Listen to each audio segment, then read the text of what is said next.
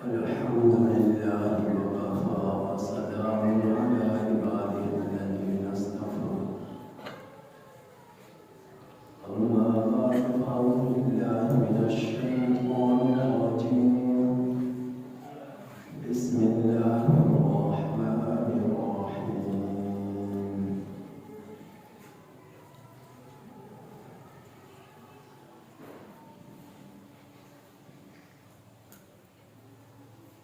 وأتموا الحج والعمرة لله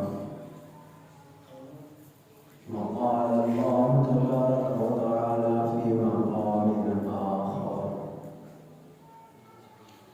وأذن للناس بالحج يأتوا رجالا وعلى كل ضامر يأتين من كل فج عميق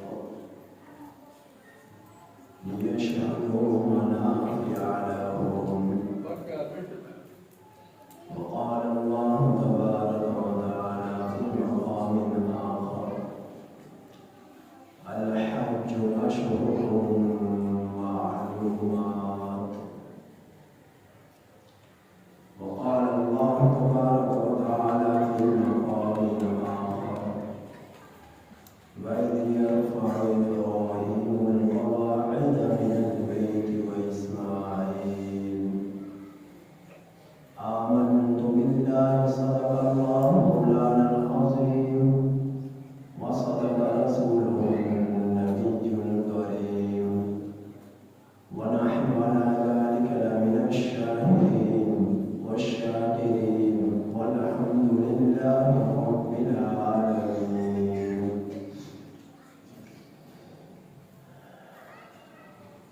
میرے واجب الاحترام عزیز سامعین حضرات، ارکان اسلام میں سے ایک اہم رکن اور اسلام کے ارکان میں سے آخری رکن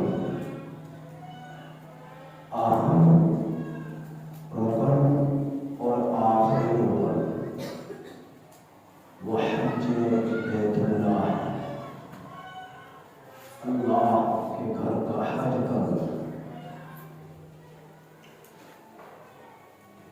ارکان اسلام میں سے اہم ترین رکن اور آخری رکن حج بیت اللہ ہے، اللہ کے گھر کا حج کرنا۔ اللہ جل جلالہ قرآن مجید میں واضح طور پر فرماتے ہیں وَأَتِمُّوا الْحَجَّ وَالْعُمْرَةَ لِلَّهِ، تم حج اور عمرے کو مکمل کرو۔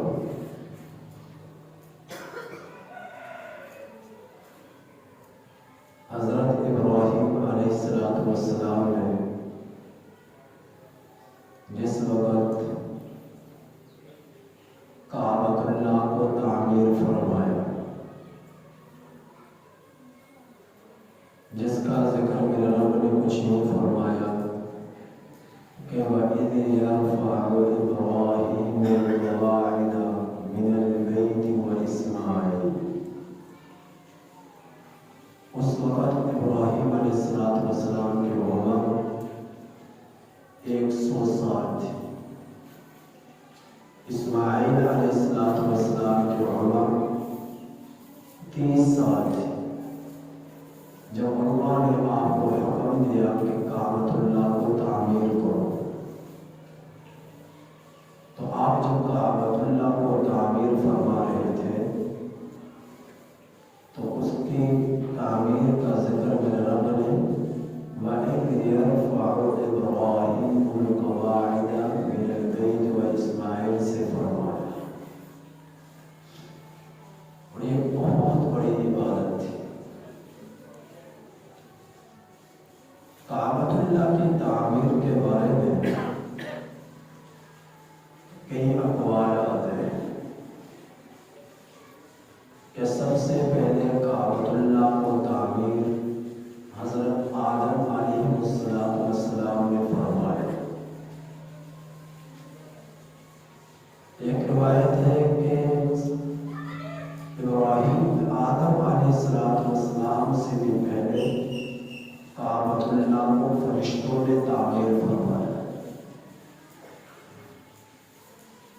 جب حضرت نوح علیہ السلام کا زمانہ آیا تو اللہ نے اس کعبۃ اللہ کو اٹھا لیا، یہ منہدم ہو گیا۔ پھر انبیاء اکرام علیہ السلام جتنے بھی تشریف لاتے رہے وہ اس جگہ کا طواف کرتے۔ جب حضرت ابراہیم علیہ السلام کا زمانہ آیا تو آپ کے عمر 100 برس تھے اور آپ کے نفس جگر اسماعیل علیہ السلام کی عمر مبارک 30 سال۔ تو اللہ نے آپ کو حکم دیا اور آپ نے کعبۃ اللہ کو تعمیر فرمایا۔ اللہ نے یہ وہی جگہ ہے جہاں سے زمین کو پھیلایا۔ روایات میں آتا ہے کہ یہاں پر پانی ہی پانی تھا اور پانی پر ایک بلبلا تھا۔ اس بلبلے سے میرے رب نے زمین کا پھیلاؤ کو بڑھایا اور وہ بڑھتا گیا جہاں تک کہ تا حد نگاہ وسیع ہو گیا۔ تو جہاں سے زمین کی ابتدا ہوئی اس جگہ پر میرے رب نے اپنا گھر تعمیر کرنے کا حکم دیا۔ تو کعبۃ اللہ جو عبادت کے طور پر گھر بنا یہ پورے زمین کا سب سے پہلا گھر تھا۔ اس سے پہلے مکانات تو تھے لیکن عبادت کے لیے جس طرح مساجد عبادت کے لیے گھر ہے، کعبۃ اللہ تو اللہ کا گھر، اللہ کے ساتھ جس کی نسبت ہے، سب سے پہلا گھر کعبۃ اللہ ہے۔ جب حضرت ابراہیم علیہ السلام نے کعبۃ اللہ کو تعمیر فرما لیا، پھر میرے رب نے حکم دیا، اے ابراہیم اب لوگوں میں اعلان کر دو کہ لوگ میرے گھر کا حج کرنے کے لیے آئے۔ وَأَذِّن فِي النَّاسِ بِالْحَجِّ، تو آپ لوگوں میں اعلان کریں لوگ میرے گھر کا حج کریں۔ یأتوک رجال وعلی کل ضامر یأتین من کل فج عمیق، پیدل چل کر، اونٹنیوں پر سوار ہو کر، کہ وہ اونٹنیاں جو چل چل کر دبلی پتلی ہو جائیں، دور دراز سے میرے گھر کا حج کرنے کے لیے اور یہاں کے منافع حاصل کریں۔ یہ شہدوا منافع، یہاں کے منافع حاصل کریں۔ حضرت ابراہیم علیہ السلام نے فرمایا، اے اللہ اعلان تو میں کر دوں گا لیکن یہاں تو پہاڑ ہے، یہاں تو دور تک آبادی کوئی نہیں۔ اللہ نے فرمایا ابراہیم اعلان کرنا آپ کا کام، آواز پہنچانا میرا کام۔ روایات میں آتا ہے کہ جس شخص نے حضرت ابراہیم علیہ السلام کی آواز پر لبیک کہا، اب وہ چاہے وہ زمین پر رہنے والے تھے، چاہے وہ عالم ارواح میں رہنے والے تھے، یعنی ابھی روحیں ہیں، ابھی اجسام میں وہ روحیں منتقل نہیں ہوئی، اللہ نے ان تک اس آواز کو پہنچا۔ تو جنہوں نے حضرت ابراہیم علیہ السلام کی آواز پر لبیک کہا،